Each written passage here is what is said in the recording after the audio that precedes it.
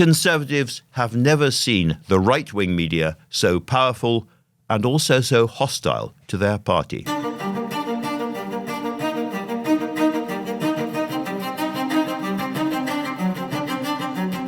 This week, I'm writing about the extraordinary and fast-changing relationship between Rishi Sunak's Downing Street, ahead of the election, and what used to be called the conservative media, but increasingly is more the right-wing media. We are seeing a very important cultural and political change going on, and if there is a mood of paranoia in Downing Street, it's not entirely unreasonable. This part of the story really goes back to rumours spreading on the evening of Sunday, January the 14th, about the following day's Daily Telegraph splash story. This featured a frankly devastating opinion poll, suggesting the Tories were heading for their worst fall in the vote since 1906, what the newspaper's splash called a 1997-style wipeout. And with Keir Starmer's party having a 120-strong landslide majority after the general election. Now, often, if you're trying to gauge the emotional intended impact of a newspaper story, you have to look at the picture beside it. And the picture here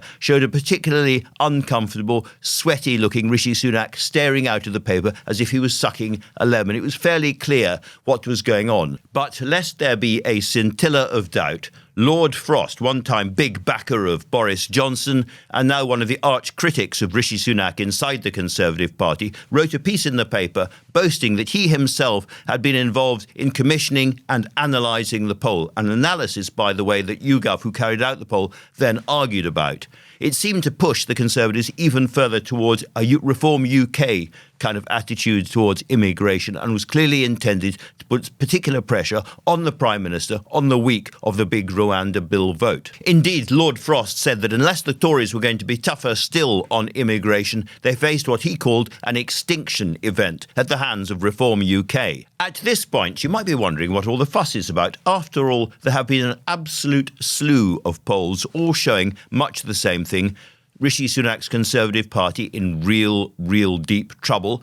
And if this particular attack was intended to stiffen the resolve of the so-called Spartans on the right of the party, then it's completely failed. Because on the Rwanda vote, they marched up to the top of the hill, took one look at the opposition in terms of numbers, and ran straight back down again. And Rishi Sunak won that vote rather successfully. And yet the Telegraph poll was about more than a snapshot. This was a very detailed analysis, which can be broken down constituency by constituency, allowing individual Tory MPs to look in black and white at the likelihood of them being defeated in the forthcoming general election.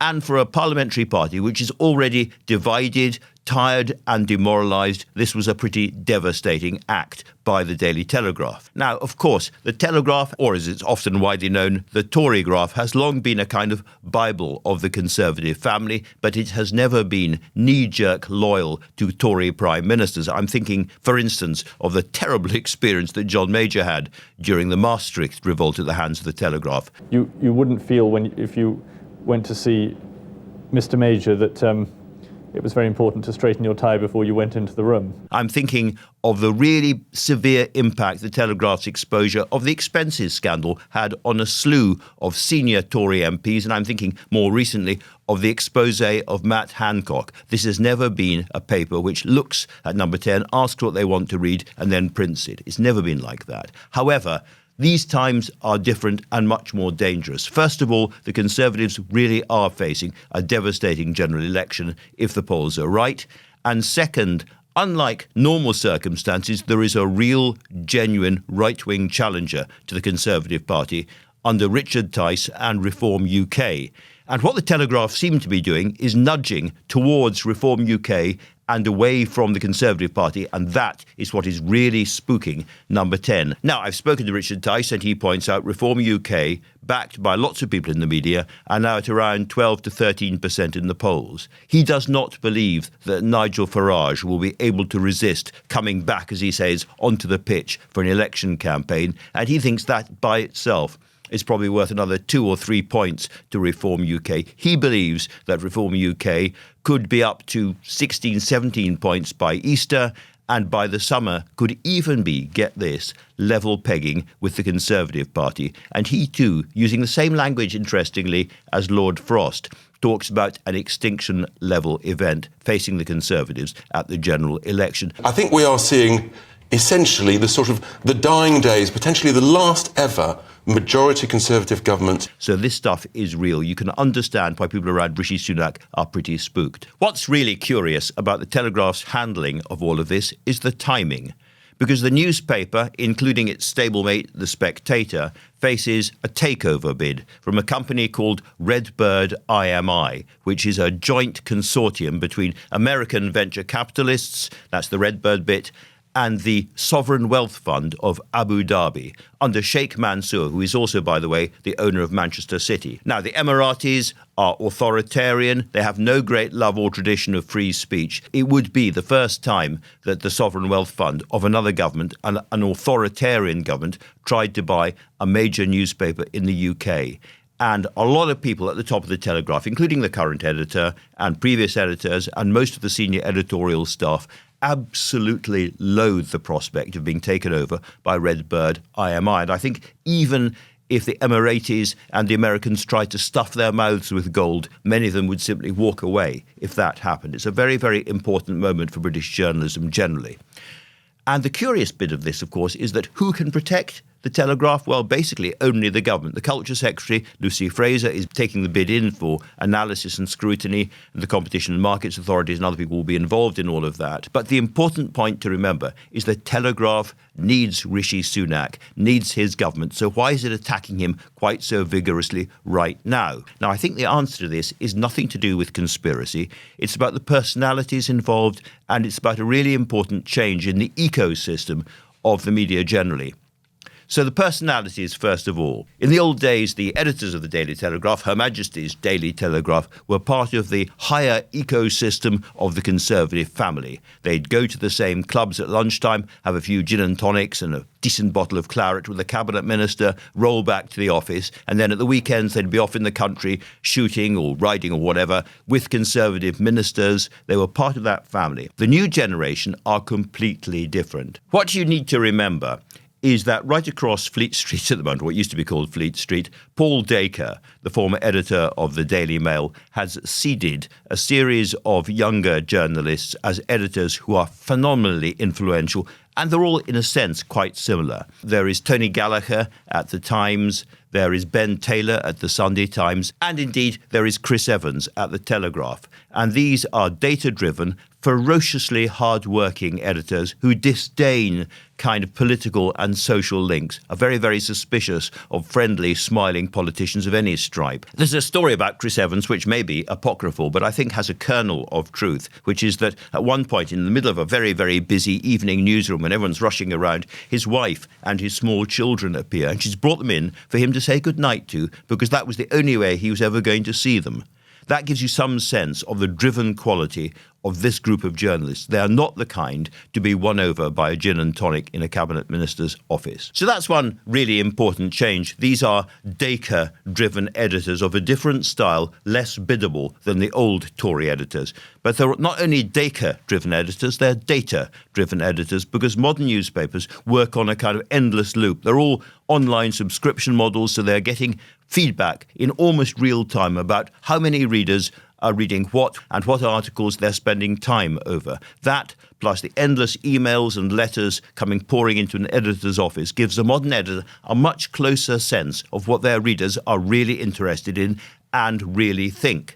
And the truth is that a lot of these readers, a lot of the traditional Daily Telegraph audience are moving to Reform UK. They have given up on Rishi Sunak. They don't like him. They feel that Conservatives have failed over the last 13 or 14 years, and they're looking for a right-wing alternative. And this kind of loops back into the editorial decisions taken by the Telegraph and other newspapers. And that is not something that Number 10 can do anything about. And that means these people are much less susceptible to being wooed by Tory cabinet ministers or indeed by the Prime Minister himself. Now, Paul Dacre really admires Evans's editing of the Telegraph. We know this because the crucial mark of how much Paul Dacre likes somebody is whether he invites them to the rugby at Twickenham and then offers them lunch from the boot of his car in the car park afterwards. And Evans is almost always, I'm told, there. And this really matters, again, because if Redbird, the Abu Dhabi group, don't take over the Telegraph, who does? Someone has to win, and one of the answers might well be Lord Rothermere, proprietor of the Daily Mail, employer of Paul Dacre, and indeed now the proprietor of the Eye and the Metro newspaper and many others. So this is somebody who would then, if he had the Telegraph as well, he's got a tabloid, he'd then have a broadsheet, it's quite a good fit, he would have an enormous influence on the next Tory leadership campaign. So there is the really, really important, if slightly tangled story of the Telegraph, Redbird, Sheikh Mansour, Lord Rothermere, Paul Dacre and the rest of it. That is what number 10 is focusing on. But there's another aspect to this, because if it isn't Lord Rothermere, who may well tire of the chase, I'm told, it's Paul Marshall. He is the hedge fund manager who owns the post-liberal website Unherd. Again, very, very well read inside the Conservative family, and he's also a 41% owner of GB News. Now, GB News, the upstart insurgent television company on the right of British politics, there's a lively debate inside GB News about whether to come out full on for Reform UK rather than for the Conservatives. Both Nigel Farage and Richard Tice, the current leader of Reform UK, are regulars on GB News. They're part of the lineup. And the lineup also includes critics of Rishi Sunak inside the Conservative Party, like Jacob Rees-Mogg and the recently retired or resigned or sacked Deputy Chairman Lee Anderson. So it's not a favourable pro-Tory organisation in any sense. Now, Marshall is a really, really interesting figure. For a long time, he was inside the Liberal Democrats. He worked for Charles Kennedy when Charles Kennedy was Lib Dem leader. And he was part of the Orange Book group of Liberal Democrats, but he fell out with them over Brexit. He became a big Brexit backer.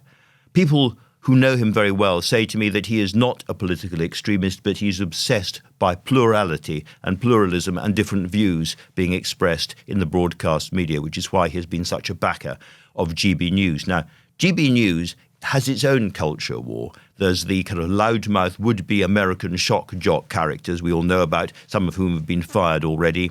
And there are much more conventional, if right-of-centre, professional journalists involved there too. So there's a really interesting debate going on.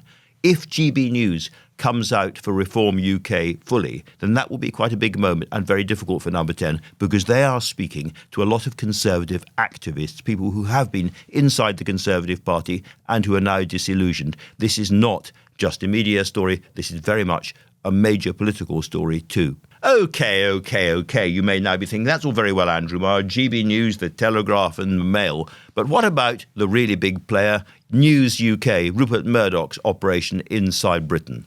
Well, I'm told that News UK has made not one but two attempts to buy GB News, not so far successful. And it's also pretty clear to me that News UK, the Murdoch operation, has done some kind of deal with Keir Starmer's Labour Party. Rupert Murdoch has always been somebody who looked to where power is moving and moves alongside. And in this case, it's very clear to him, I'm sure, that Starmer is likely to be the next Prime Minister. He, like Paul Dacre, is obsessed by stopping any kind of big public scrutiny of the role of the press in this country. A so-called Leveson II inquiry particularly interlinks between the police and the journalists.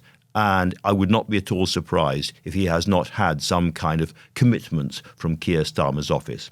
Apparently, Keir Starmer and his top people had a very, very agreeable evening dinner at Scott's restaurant in Mayfair with the News International team, with the people at the top of the Sun newspaper and others just before Christmas. Draw your own conclusions. So if you scroll back and you think about number 10 and you're Rishi Sunak, you say, OK, well, because of that, I can't rely on the Times and the Murdoch stable. For reasons we've been talking about, I can't rely on the Telegraph. I can't rely on GB News. I can't rely on Unherd or many of the other right-wing websites. You're starting to look at a media landscape which is surprisingly hostile. One cabinet minister told me he could not remember a time when the British media, in terms of the Conservative Party, was both so powerful and so hostile. And he predicted that in the end what would happen is a lot of Conservative activists would follow a more Reform UK style of politics in the Telegraph and other places, and GB News. And after the defeat at the election would elect a much more populist, authoritarian, right-wing leader for the Conservatives of the kind we've seen before and the kind those activists want. And that person would then go back to Westminster to discover, surprise, surprise, a Conservative parliamentary party which didn't really like them.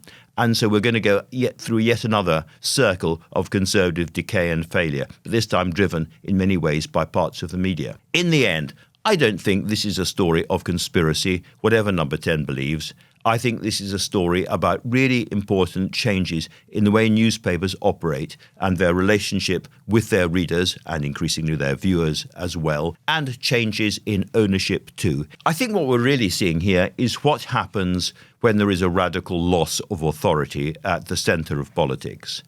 One of the things that happens is the media don't like tying themselves to a loser and start to look around for the next game in town. It might be a different party, it might be a different leader, it might be a different style. And I think that's what's really happening here. But the effect will be pretty devastating, I think, for middle-of-the-road or centrist Conservatives. Very, very grim for them indeed. In terms of the leadership, the other contenders, including people like Suella Braverman and Kemi Badenoch, do not want to go too early.